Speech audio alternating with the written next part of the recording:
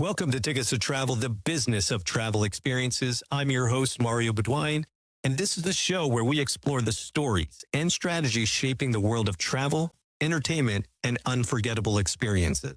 Today, we're thrilled to have a true visionary in the experience economy join us, Dan Josebachvili.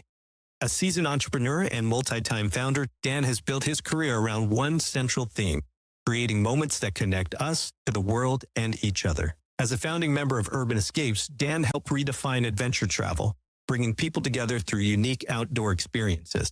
After Urban Escapes was acquired by LivingSocial, Dan scaled new business initiatives, launching large-scale festivals and events across the country, leaving a lasting mark on the travel and entertainment space. Dan is now revolutionizing health tech as the founder of Silvertree, a company dedicated to enhancing the lives of older adults with cutting-edge wearable technology. With a career spanning travel, adventure, and innovation, Dan embodies the transformative power of experiences. So whether you're building your next big idea or just dreaming of your next adventure, you're in the right place. Let's dive into the journey of Dan Josebachvili. And don't forget to subscribe wherever you get your podcast, because Tickets to Travel starts now.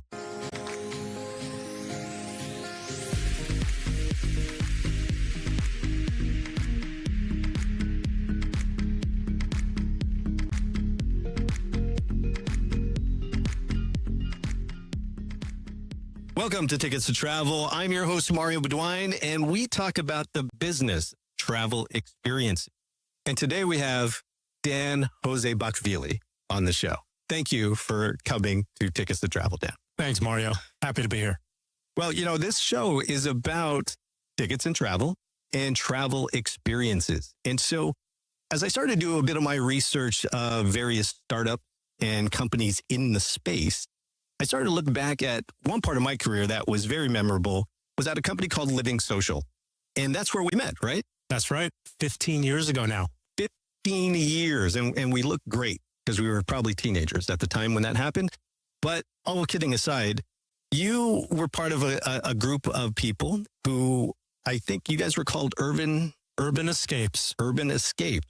And so when I start to look back on some of the research I've done about these types of companies and travel experiences, that particular company sticks out to me the most because of the way you put together the experiences. You sold tickets, you created travel, you marketed specifically to audiences within large metropolitan areas, namely New York City. And so that is one of the very first companies that, yes, there were tour operators and travel agencies and stuff that did this, but you guys were very deliberate about how you created products and marketed them, right? Absolutely. I mean, and I love the way you're phrasing it, deliberate. We were very intentional in everything that we did. And for us, we were the audience, right? We were creating things almost for ourselves. And at the time when we did this in the, late aughts, I guess you'd call it. What's that? That's the late 2000s, 2008. Yeah. 2009, 2010. The whole idea was sort of centered around this premise that if you were a young professional working in one of the major metro areas on the East Coast, you were a slave to the desk and the concrete jungle for 60 hours a week. And then your nights and weekends all looked the same. Bar, club, kickball league. But if you had the wherewithal to look 30 minutes outside of New York, you would have access to some of the best hiking, rafting, kayaking, rock climbing, skeet shooting. I mean, you name it. The opportunities were endless. And these were things that we just liked to do. Right. And we said, well, look, there's a way to productize this. And at the time, we weren't thinking through the lens of, we're going to build the next billion-dollar travel business. It was purely a passion play. We said, we love to do this stuff. Let's just go do it and invite people to do it with us. Amazing. And so through that process, you were acquired.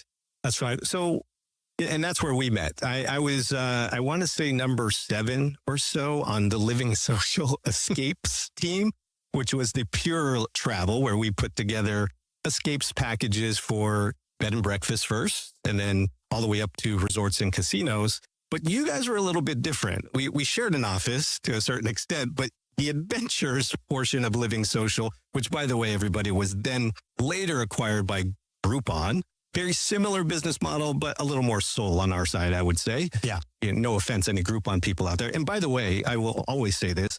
We were 8 months ahead of Groupon Getaways on Living Social Escape. So I don't think they ever got to an adventures type of product.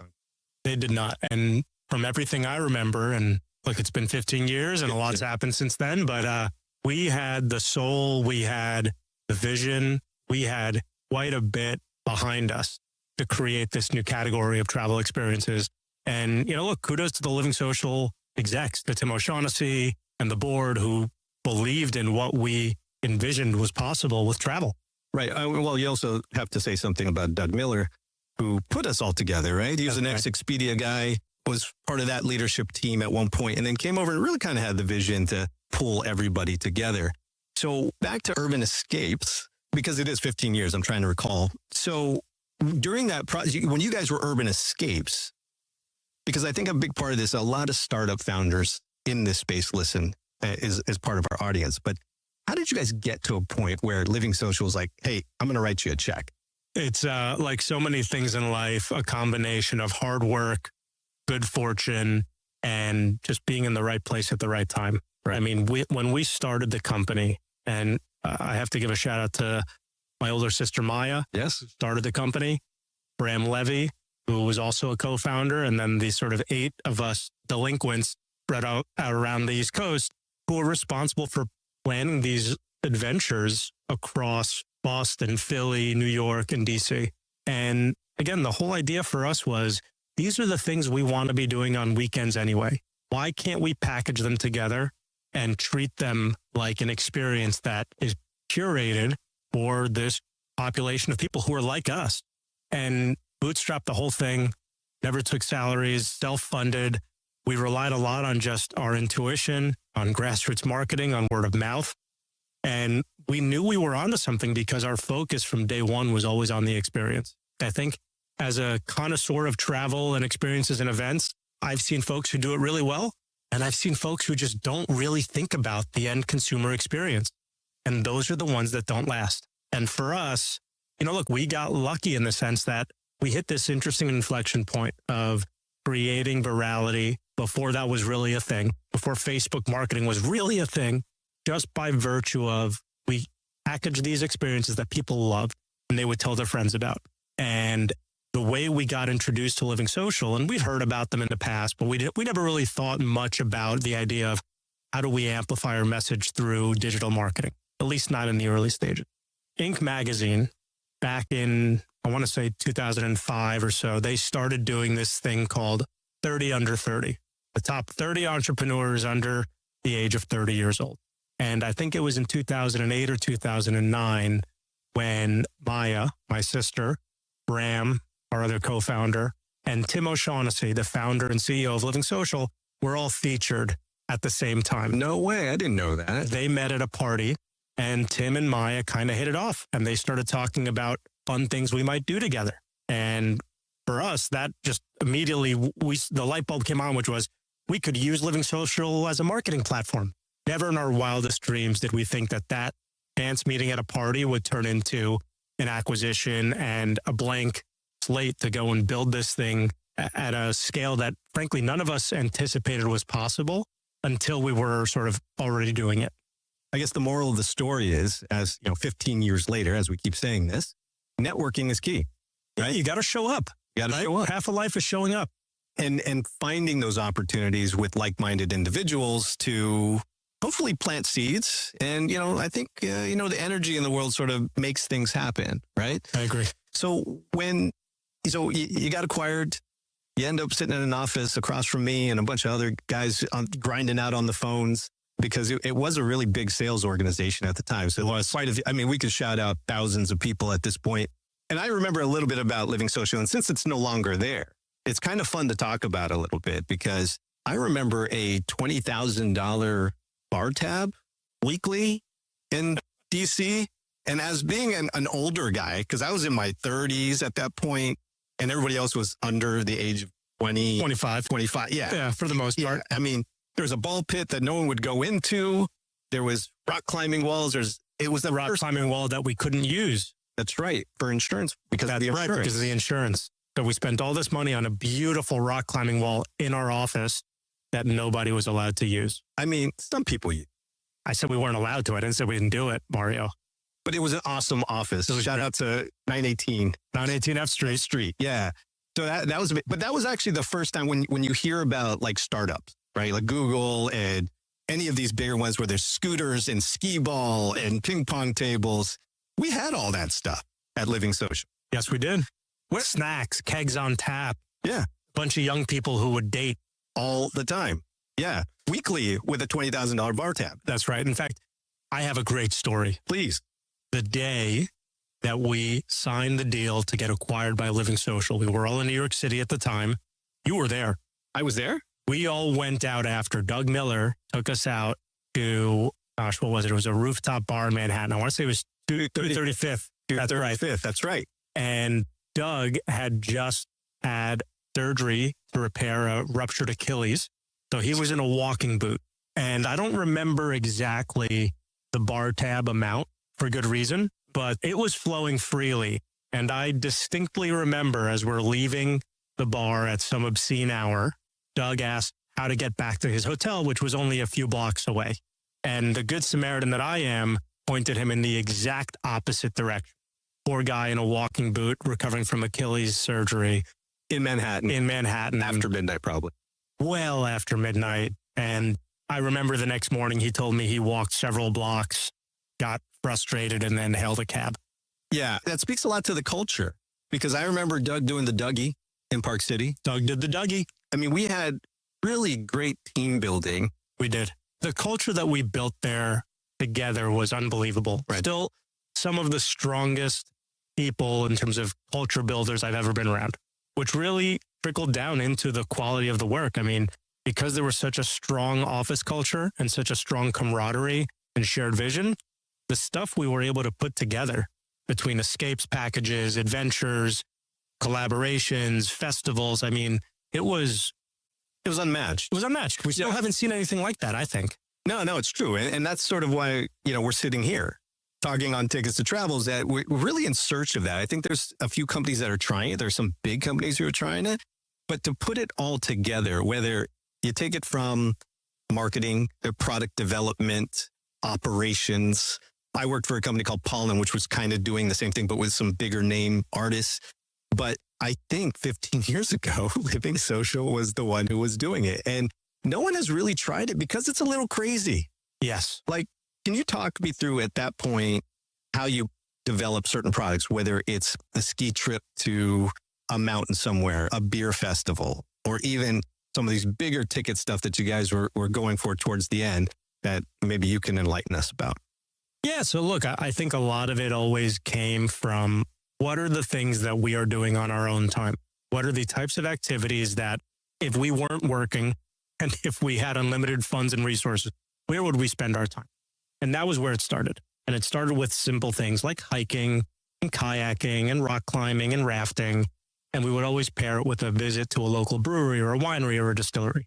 Why? Well, because we were in our 20s and that's what people like to do. Totally. They like to exercise and then go have a drink. I don't know if that would still fly today, to be honest. I think there's probably more cold plunges. Yeah. A lot of saunas. Nootropics and kombuchas. The kids don't drink anymore, Dan. They don't. Don't. Good for them. Yes. Good for them. It's true. But so that's where we started. It was like, hey, where do we want to go this weekend? No, but what I'm getting at is I understand the origin, but to actually put it together, to go contract the bus, to go and run the event to make sure everybody is having an amazing experience, like sushi and sumo. That was a good one. That was a good one. And first of all, let's talk about sushi and sumo because I went to a couple of those. Yeah. And who was our friend in San Francisco who did that one?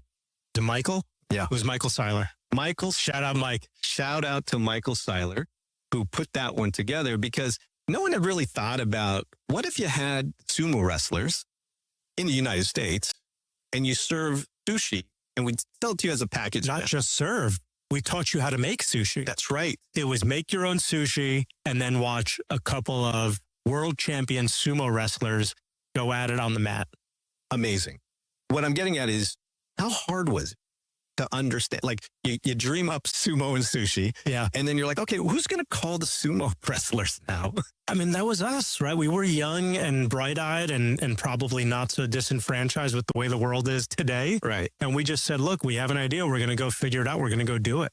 And I think that's what's missing. That's what's nowadays. missing. That's what's missing. And I don't want to reminisce about how golden life was 15 years ago, because we had our struggles and we had our challenges like everyone else. But I think what we had built so well was a conviction that if we believe it, we can go figure it out. And we had phenomenal support from LivingSocial, from the Escapes team, from our legal team. Could you imagine trying to organize a trip today called Shootin' and Drinkin'? I remember, I think Jay Leno called us out for it on late night TV. I think you're right. Because it was, let's have a couple of beers and then hand someone a fire. No. Or was the opposite? Flip the order. We were safe. It was, let's go do some trap and skeet shooting, which for those who don't know, you're shooting sporting clays. You're shooting these little clay discs. You yell pull, it flies out. You destroy with a shotgun. Everyone is happy. And then we would take you to a brewery or a distillery for a tasting. So the order was important.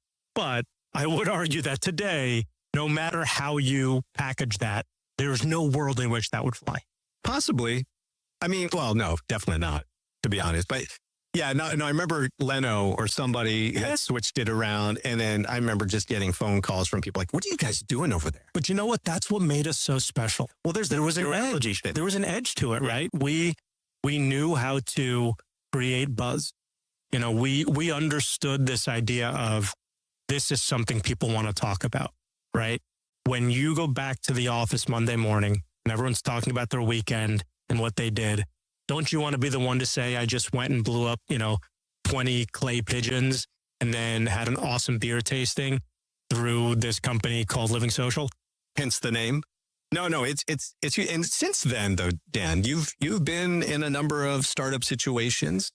And do you still hold that experience of culture and the type of product that you were selling and developing as sort of your baseline? Because I'm only saying that because I have a bunch of people in my network who I still talk to, you being one of them, who are just long for those days of, man, that was a great time. And it was unfortunate when things sort of, and we'll talk about the ending of all that stuff. Yeah. But that was like lightning in the bottle. That was a period of time where we were doing something cool, edgy, and everyone liked each other for the most part. Like it was one of those special things. So fast forward through your career, do you sort of use that as a baseline, and have you achieved it? It's really hard, I think, to compare life today to life back then, right? Today we are older, maybe a little wiser, we have families, but this idea of culture being critical to success is something that I've carried with me everywhere I've gone. And whether it's identifying companies that have the right core culture to join or taking it upon myself to go build the culture I want is paramount. Because at the end of the day, I firmly believe this, the true lasting competitive advantage for most companies is culture. People come and go, products succeed and fail, but strong company culture is responsible for persevering through the difficult times and taking advantage of all the success. No, I would agree with you, but it's authentic. It's so authentic culture, because I remember after I left you guys and I went to TripAdvisor, we had some of that cool stuff. We had all the snacks and the beer on tap and the cold brew. And then I remember very vividly, people on the sales team going in there and having fun on, PS5s. And a VP once came in and said, what are you guys doing here? Like, oh, we're just playing PlayStation and we're having some snacks. Like, that's not for you. That's for the engineers. That's how we keep the engineers here. And so I think LivingSocial had this culture of just being very inclusive with everyone as well. And that's why we're still talking about it to this day. So, obviously that was a baseline. That was something that was very special. Like I said, lightning in a bottle. And so why do you think that there aren't any, I mean, maybe you've heard of them, but are there other startups that kind of have the same cachet? Like, did an Uber at the time have it, because I feel like that ship has sailed. The scooters in the office and the ping pong tables, they're there, but they're more for aesthetics on a glass door, profile rather than, hey, I want you to play. Have you seen any other cultures where you're like, hey, let's bring that back from the thousands? Certainly not in the same way. And look, I think when we talk about culture, it's important to recognize that it is not just about all of the cool things in the office for you to do and play with and the free food and all that.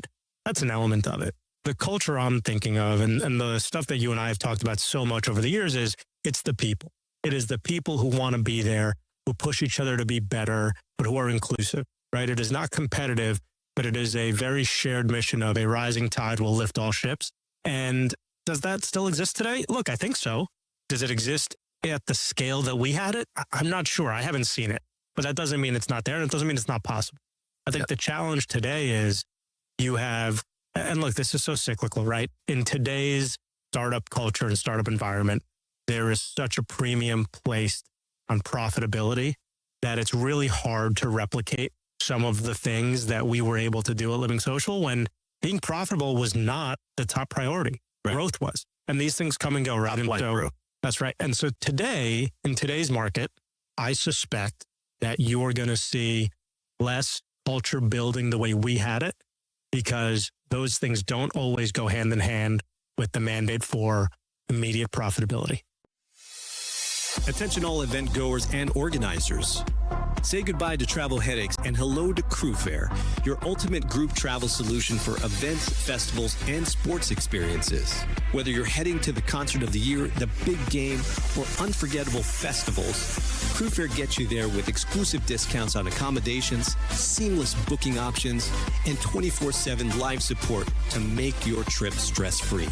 And for event organizers, CrewFair has you covered. Monetize attendee travel, streamline hotel room blocks, and gain powerful insights to make every event a success. With over 200,000 happy travelers and partnerships with more than 100 events, CrewFair is redefining the way we travel for moments that matter. Visit crewfair.com today to book your next event travel experience or discover how CrewFair can take your event to the next level. CrewFair, where travel meets unforgettable experiences. Attention sports fans, teams, and leagues, whether it's the season opener, playoffs, or the championship game, BookSeats.com makes getting there a breeze. With BookSeats, you can customize your ultimate sports travel package by bundling game tickets, flights, and hotels, all in one easy-to-use platform. No hassle, no stress. Just you, the team, and the game day excitement. For professional sports organizations, BookSeats.com offers B2B solutions to create exclusive fan travel packages, increase fan engagement, build loyalty, and make every away game feel like home field advantage with professionally curated travel experiences. From diehard fans to professional leagues, BookSeats.com is your go-to partner for game-changing travel. Visit BookSeats.com today and make your next sports trip unforgettable. BookSeats, your all-access pass to the ultimate sports travel experience. Makes a whole lot of sense. So towards the end, if you listen to Tickets to Travel a bit, we've talked to some promoters, some ticketing companies, people in the travel world, a lot of startups. And there's always, when you're creating a travel experience, and we have to thank Taylor Swift for this, for creating these economies around her Eras Tour 2023, and of course this past year in 2024.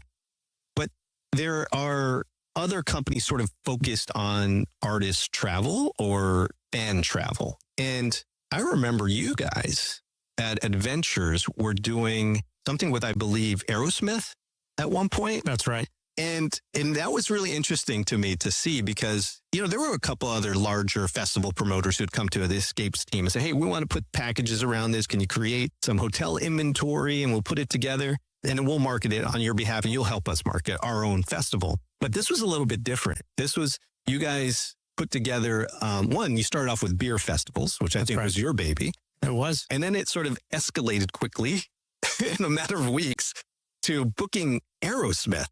Yeah. Can you walk me through that experience? Because I think I saw you grow up, in a matter of maybe 3 months, where it started out, we're wildly successful with the beer fests.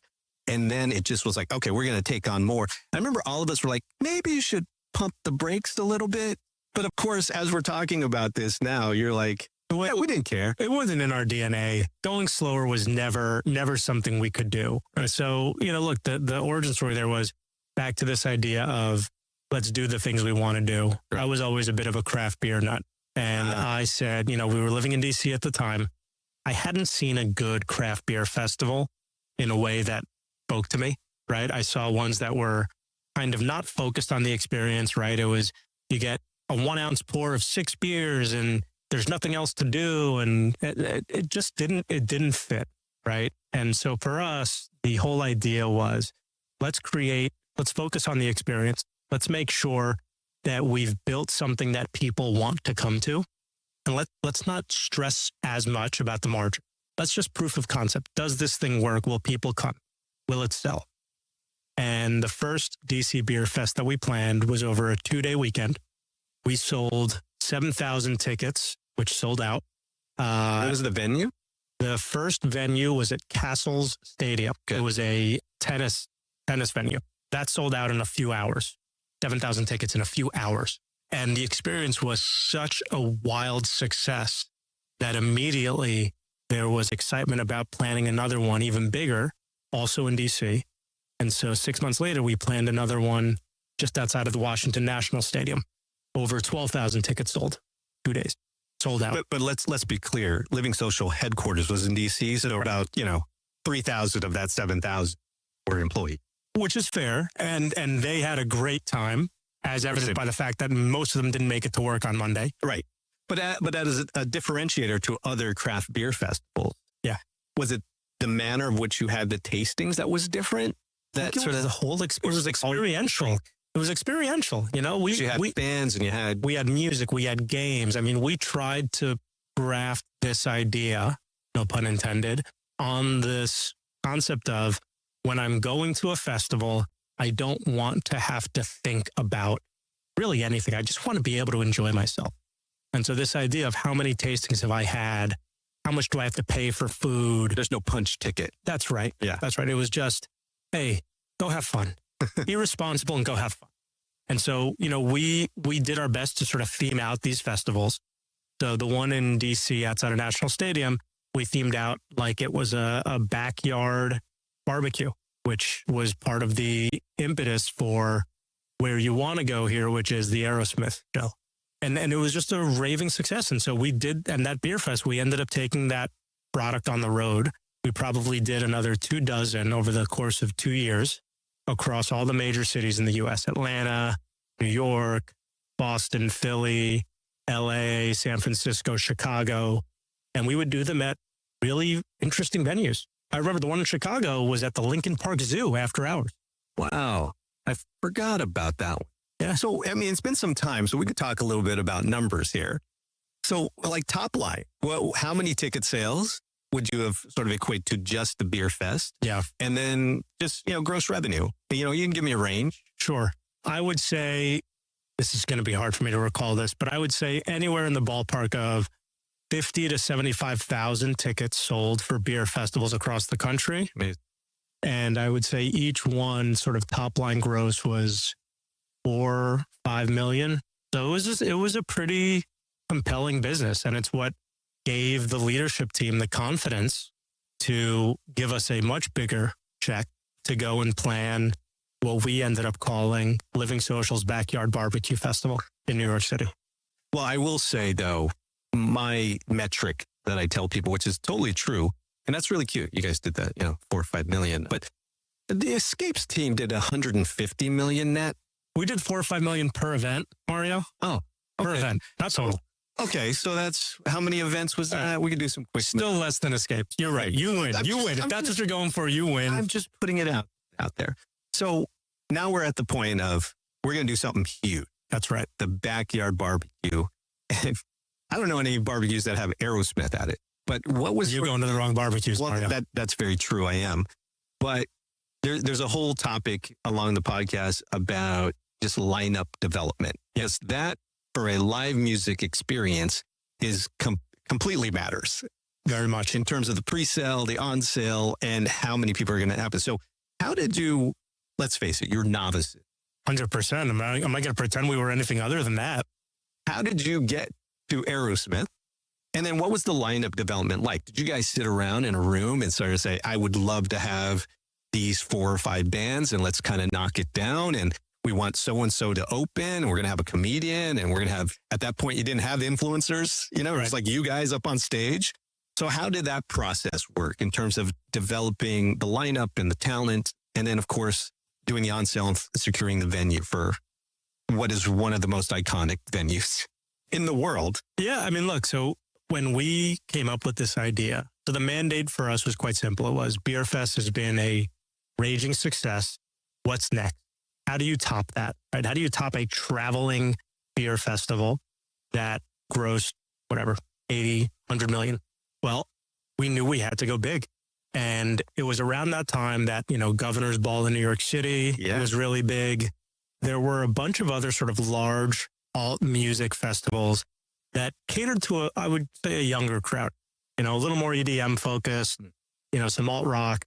And when we started thinking about how do we differentiate from those, right? What is our experience? What's our calling card? It was actually one of the first times that we spent really thinking about the LivingSocial core customer versus who do we want to see? And knowing that our core customers were, you know, men and women in their mid 30s, maybe even a little older, we knew we had to go a little bit more, I want to say vintage, because Aerosmith's obviously they're iconic, right? But someone that appealed to a broad swath of the population. And when we landed on this idea of Aerosmith, we started thinking, okay, well, where would Aerosmith play, right? Like in the most ideal world, what would this look like? And we couldn't get this idea out of our heads that New York City's backyard was the perfect place for it. And for those who don't know New York City, you know, Randall's Island, right on the, you know, East River, it overlooks Manhattan. And they had planned countless music festivals in the past, including Governor's Ball, which started on Governor's Island and then eventually graduated to Randall's Island. So that's kind of where it all started, right? We had this idea. We said, we want to plan a festival in New York City, one of our largest markets. We know we want Aerosmith to be the headliner because we think they have cross-generational appeal. And the theme is going to be New York's epic backyard barbecue. Got it. Yeah. So when we talk to other people who are in this space of creating a travel experience around music in particular, the biggest expenses or costs on the P&L is talent and production. And so just knowing from what I know, when you're trying to get a headliner of that size, that's anywhere from $1 million all the way up to, I think Bruno Mars is charging J-Lo $5 million. Wow. Yeah, that just came out last week or something. Are we in the wrong line of work, Mario? I mean, I'm not very good on the piano, but had I done it over again, you're probably right. Yeah, at least maybe we could work in the business side. But that piece obviously was a big part of the P&L to make that happen. The one thing that was very cool about LivingSocial, you kind of had this built-in marketing system. Yes. Because we had, 60 million emails? Couldn't even tell you. Yeah, right? That sounds right. It was a lot. It was a lot. Tens of millions. That we could basically turn on and get a pretty good conversion and open rate from because of the viral type of content you guys were creating. And so when you look at the talent booking, the production side, and canceling out some of the marketing, what were some of the lessons you learned in executing or not a festival that size? And really, I commend you guys because it was a big swing. Yeah. It was a very ballsy swing to take. And what happened? Well, look, I think there are times in life when you say ignorance is bliss. Had we known what it was going to take to put this together in the 10-month time frame that we had, there's a good chance somebody would have told us, try something else.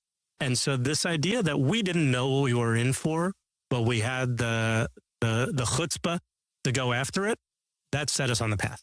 Right. And I think sort of some of the challenges that I remember, some of the things that opened my eyes to this world in a very different way. You know, number one, I had never really seen a rider before. You never saw only blue M&Ms? So I saw the version of that or the sort of C-level talent we used to book for Beer Fest, sure, which was pretty basic. I'd never really seen a rider for an A-list performer. And so, I won't go into details there because I don't think Steven Tyler would appreciate it, but it opened my eyes to the way this game is played. I think that was one. I think two was, it was the first time we ever engaged with a professional outside production firm. Okay. We used to always do it ourselves, right? We would go, we would book, we would get a stage built, we would get our own sound, all of this stuff. This was the first time we said, this is too much for us. We need a professional production crew who knows what they're doing. Yeah, I think that was the first inkling that I later, fast forward how many years when I was at Pollen, because then I got to really look at the P&Ls because the hotel rooms were part of the P&L.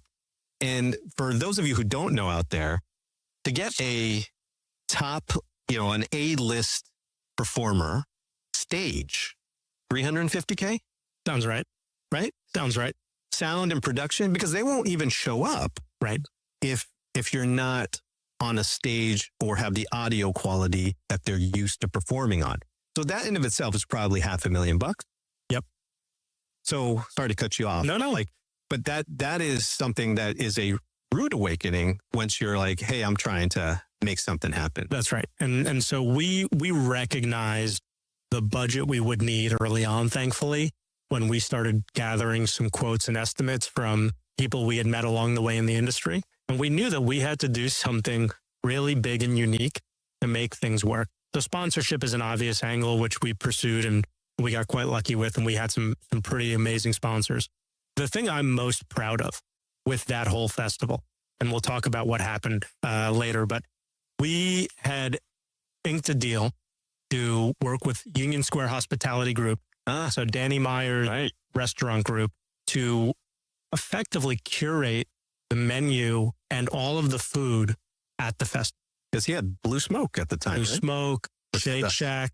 Yeah. And just a New York City icon, right? And this is before Shake Shack was franchised. That's right. As in a million locations. It was basically just in Madison Square Park. That's right. There were maybe a few dozen locations around the U.S. that were all owned and managed and operated by Union Square. But so we went sort of above and beyond. Now, if you go to a typical festival today, unless you go to and you're in a VIP package or something like that, you're getting really basic fare and you're getting overcharged for it. And we felt strongly, and we took some cues out of the Masters Golf Tournament here, that if you can create something like truly unique and special and not charge an arm and a leg for it, you've won the hearts of the people there. Keep their bellies full. That's right. Keep the drinks flowing. Don't run out of booze. Don't make the bathroom lines too long. Make the food really good. Everything else falls into place, And so, and we really focused on that, on how do we create the best possible concert experience for people who were coming to this show. Because we knew, look, we had one shot, right? We had to knock this out of the park. If we wanted to keep going, we knew we had no room for failure. And so that really pushed us to the edge of what I would consider like, there are things that today probably you couldn't get away with. You couldn't try, and we had to.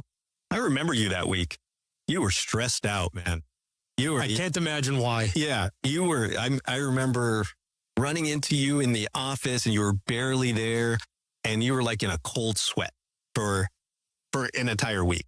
Is now the time where we get to talk about what happened with the festival? Well, I was going to get there because maybe there's some things that you can't account for, like weather. Yeah. Which is the kryptonite to any festival promoter. So this was 2013. It was June. And I want to say it was, I remember it all too well. I want to say that the festival was planned for June 13th. I think that's how precise my memory is of this, because it was 2 weeks after Governor's Ball. Okay. Right. On Randall's Island. It's usually June 1st-ish. That's right. It's Governor's Ball, yeah. And during the last day of Governor's Ball, that Sunday, New York got hit with, I think it was Tropical Storm Andrea or Irene, I forget. Okay. I was trying to remember, because I remember I was already in Connecticut at this point, but I think it was Irene. It was a massive storm. Yeah. And if you looked at pictures of GovBall, which I was at all 3 days because we became very friendly with the organizers and founders. And and they let us sort of behind the scenes so that we could make the last minute optimizations and tweaks to our festival, which was 2 weeks later. If you look at pictures, it looked like what I imagine Woodstock looked like in the 60s with the mud pits and the mud people. I mean, I distinctly remember Monday morning doing a walkthrough of Randall's Island to assess the storm damage with someone from the New York City Parks Department with our production team. And we counted no less than like 80 abandoned pairs of shoes in the mud pit. And we wrapped up that walkthrough. And I just had that pit in my stomach where I was expecting the worst. And sure enough, the next morning at 9 a.m., we get a call from the commissioner of the New York City Parks Department saying that due to unanticipated weather events, they were declaring a state of emergency on Randall's Island. They were canceling all planned activities for at least 30 days for them to restore the grounds. And that meant canceling our festival 13 days before the show. Talk about a gut punch. Oh, yeah. We felt for you, man. That was a rough day. I'm trying to remember the communication process to the fans once that news came. I remember everyone just being silent. And this was not a silent office, by the way. No, we were all in pain. You know, we had to obviously first make sure everyone at LivingSocial knew what was going on. Right. Everyone all the way up to Tim O'Shaughnessy. You know, look, we were smart enough, and I give a lot of credit to Scott Hanley, who worked with us, who was our sort of man on the inside, who really understood the way festivals work. Right. And he'd worked at WME before, so he knew this world. He implored us to take festival insurance several months before the event. Smart. It saved everyone, right? Because through that, not only could we refund everyone, but we ended up not losing a dime on the production, on the Aerosmith fee, which we weren't getting back. But so once we understood that, it softened the blow a little bit in the sense that, you know, look, we were not responsible for bankrupting LivingSocial. Sure. Yeah. That felt good. But at the same time, 10 months of work, of painstaking work, just evaporates that quickly with an email from a person sitting in an office. And yeah, look, the next few days were rough and painful, and we had to communicate quite a bit to all of our customers, to all of our partners. What was the fan reaction? I mean, they were probably like, wait a second, we still got a bunch of time here. Why are you calling it off early? Was that sort of the sentiment? You had a mixed bag, right? You had some people who were gracious and appreciative of the full refund and the 13-day notice and all that. You had others who were saying, this is BS. Traveling for this. Yeah. I've booked accommodations. Yeah. I've made all these arrangements. This is my wife and I's 30th wedding anniversary. Like, you name it, we heard stories. And, you know, you just had to sort of go hat in hand and say, look, we're really sorry. It's completely out of our hands. It's always nice when you can kind of point to a force majeure and say, look, out of everyone's hands, like nobody could have predicted this. But still, for some people, that wasn't enough. Amazing. I'm just like, you're making me relive these painful memories. Well, that's what we do here at Tickets. This was not part of the deal. No, but I feel it, man. I feel how it is. So as we come to a little bit of an end here, obviously you got to come back. We can talk about other kind of startup stories because you have a unique experience that I think lots of people in the travel experiences world, whether it's a promoter, a ticketing company, a travel company trying to get into this stuff, you have a very valuable experience that I hope you come back. But what I'd always like to do is one, list the themes here, our culture. Yes. Right? It's what else? I would think about it in a few ways. I think culture sustains, right? Culture is a competitive advantage, and companies that understand that and can harness that can weather any take risk. I think that's a big one. I think another one is content. And Doug Miller used to talk about this a lot, right? Yep. Content is king. I think Bob Sillerman coined that. Purple cows, right? Especially today when we are all so inundated with offers and opportunities and things to do, you know, our non-renewable resource is time. And so where we choose to spend that time matters quite a bit, more now than ever before. The attention. And delivering content that people are excited about, that they're drawn to, that resonates on a personal level. And this is not just for travel. This is for anything, right? Content will win. I think that's number 2. And I think number 3 is, you know, look, this is going to sound cheesy, but just dream, right? Dream big. Like, go after it. At the end of the day, ideas are a dime a dozen. But if you can't execute, if you don't have the conviction to go get the thing you want, no one's going to give it to you. It's not just going to show up. Go do it. Go get it. And I think if you can master those 3 things of creating a strong company culture, really focusing on content in whatever industry you're in, and then having the conviction to go get it, man, you're tough to stop when you have that recipe. Unstoppable. You know? Yep. And then like attracts like, right? That's right. Find the right people, you find the right mission, and success or lessons are learned. Dan, thanks for coming to Tickets to Travel. I hope you come back. Mario, been a blast. I will be back anytime you'll have me. Attention travel and ticketing innovators. Whether you're a startup disrupting the industry or an established company ready to take your distribution strategy to the next level, Expo Travel is your ultimate partner in online travel and ticketing distribution. We specialize in helping businesses of all sizes optimize their operations, expand their reach, and unlock new revenue streams. And for startups looking to grow, we partnered with top venture capital syndicates to help you secure the funding you need to turn bold ideas into thriving businesses.